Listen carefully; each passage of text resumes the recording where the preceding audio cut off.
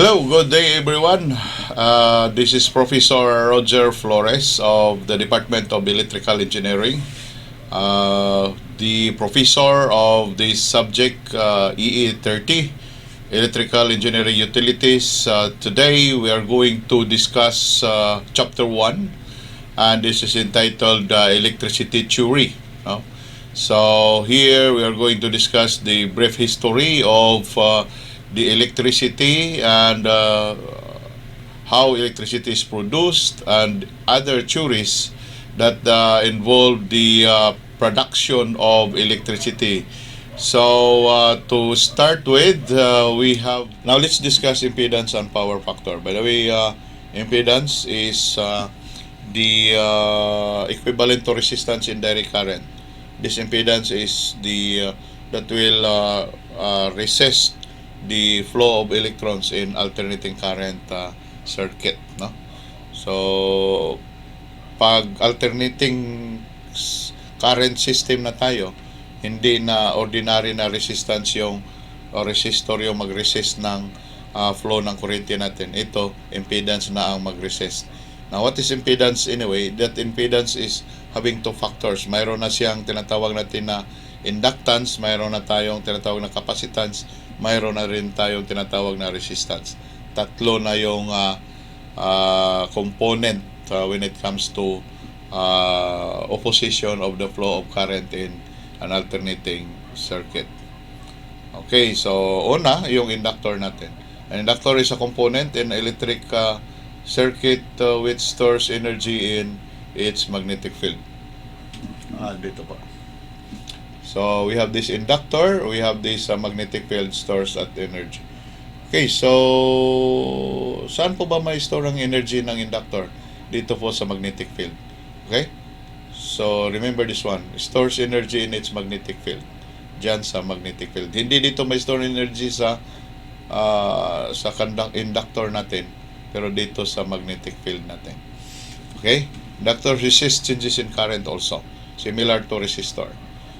Okay, so inductor stops with an opposing forces. So we have this one. So when current increases, energy being absorbed by the inductor from rest of the circuit also increasing. So we have that one. Pag mag-decrease din, decrease din po tayo ng kuryente natin sa inductor.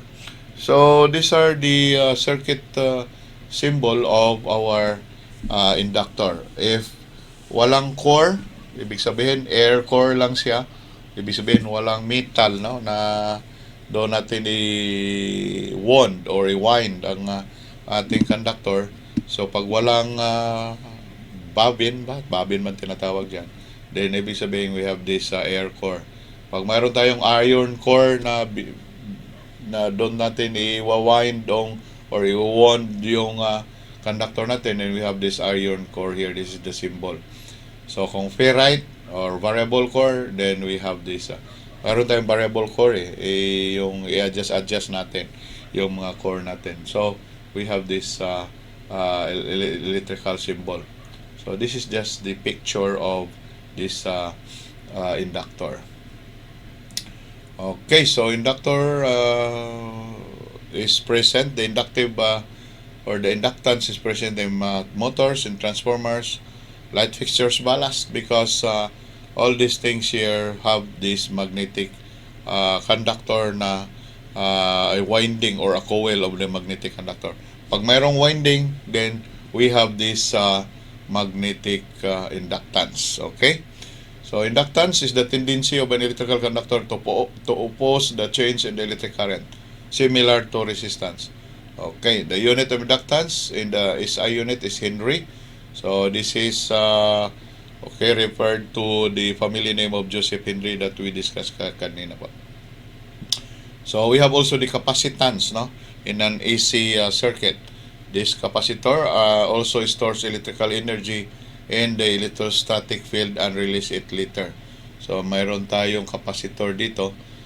Yung capacitor is made up of two plates, no. Andito sa gitna yung yung material natin dito, mayroon tayong material dito sa gitna. Okay, so if this is the negative plates, we have these positive plates. Mayroon tayong dielectric materials dito sa gitna. Okay, saan po ba may storing energy natin? Dito po sa gitna. Okay. So, dito sa tinatawag nating electrostatic field. So, what is it made of? It is composed of metal plates separated by air or a dielectric material such as paper, ceramic, or mica. Okay, so this is the symbol. We have this battery that will charge this capacitor. This is the symbol of the capacitor. Okay, so maraming mukha ang capacitor. Okay, what is capacitance? It is the ability of a component or a circuit to collect and store energy in the form of an electric charge. Okay, so we have this one. Capacitance value of capacitor is measured in farads, or it is microfarads, picofarads, or nanofarads. So, what is inductive and capacitive effect? Okay, in an AC circuit, inductive and capacitive can be kukunin natin ang resultant nila kasi directly opposite sila eh. Pag ang kurente ng inductive is going up, the current of the capacitive is going down. If you are going to determine the summation of that current, then you have to take the difference between this current of the inductive current and the capacitive current. Okay, so the effect is directly proportional. So behind phase of the voltage, that is peak, we are out of phase by 90 degrees. No? So the capacitive effect in a series circuit causes the phase of the current to lead the phase of the voltage, that is peak voltage lags peak current. Okay, so let us now discuss the impedance. So impedance is now the product of the or it is E over I.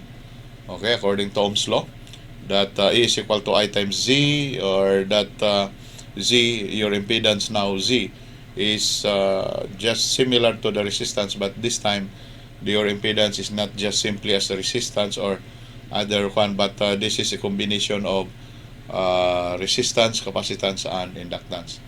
Okay, so impedance is a measure of resistance to current flow in a AC circuit due to the combined effect of resistance. Okay, so we have this inductance, capacitance, impedance is measured in ohms.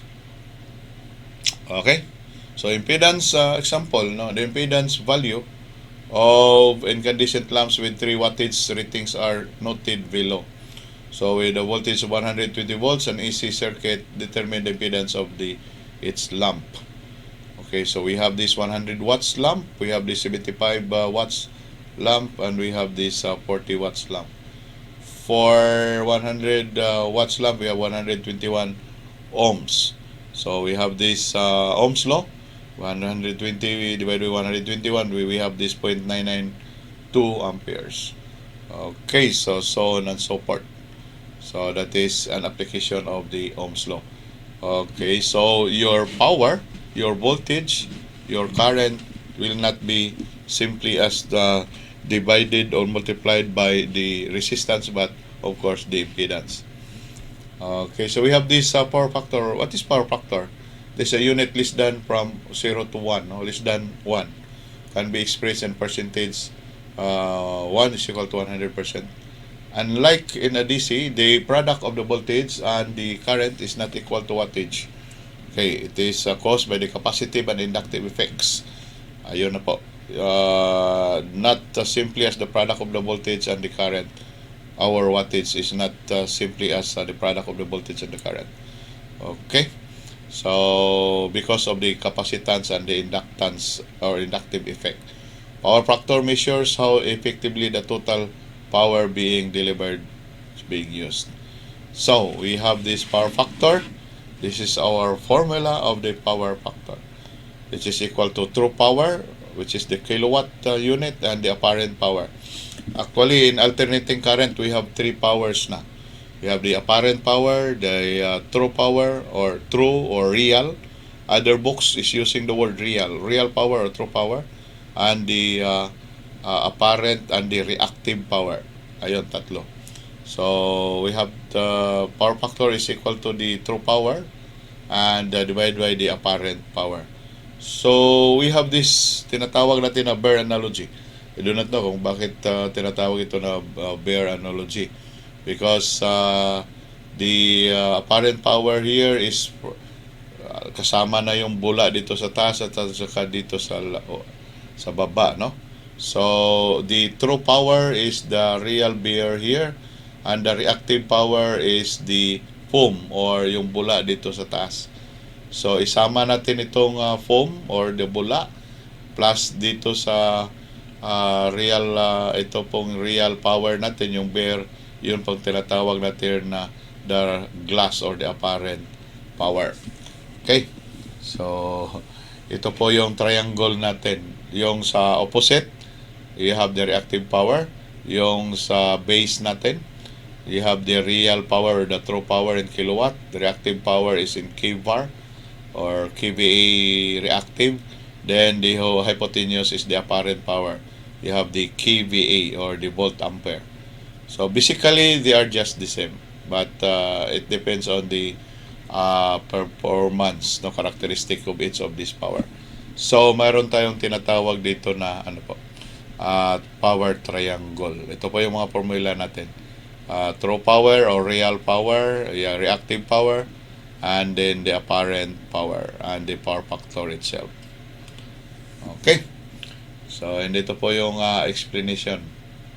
So to solve for the power factor, we have given here the real power of 3,000 watts, example. Then the apparent power is 3,600 volt ampere. Then we will be able to solve for the power factor. Okay, so if we're going to determine the phase angle of the power factor, then that is equal to the phase angle is equal to the arc cosine of the 0.833 here. That is more or less equal to 33.6 degrees. High power factor and easy. So we have this high power factor means more of the supplied energy will be transformed into the usable work by electrical system. So pag mataas yung power factor natin, the total power is supplied for the whole electrical system. Okay, so this is an example of the voltage, having a voltage of 240, the power factor is 1.0. Then assume, current draw of 10 amperes, compute the apparent power. So the apparent, your current is 10 amperes, the voltage is 240. Then we have this apparent power is equal to 2,400 or dito 1,000. Okay, so that is the apparent power. Dito watts. Okay, hindi to watts. Ang unit natin dito hindi to watts. The unit is 2,400 volt ampere because we have this apparent power. The real power is the unit is watts. So we have the power factor of 1. Then we have the apparent power of 2,400. So we have this 2,400 watts. This is not watts here. Unit of the apparent power. This is volt ampere. Okay, low power factor, ito po yung mangyayari dito. So, yung voltage, yung current natin, they are just in phase, low voltage. Okay, so we have this. Ano pang nangyayari dito? But watts yung unit natin ng apparent power. This is not watts. This is 2,400 volt ampere, and for the real power, that is the 1,999 watts. Okay, so we have this power factor correction. What's the use of having this power factor corrections? It will just to improve the performance of our machine without any change in real power. Okay, so capacitor has the effect of causing the phase of the voltage to lag the phase of the current, and thus reduce the lagging effect caused by the inductive load. Kasi po yung terminal voltage ng lagging yung mga motors natin, it will tend to mubaba yung terminal voltage But if you are going to add a capacitor or capacitor bank, it will tend to mag-increase yan.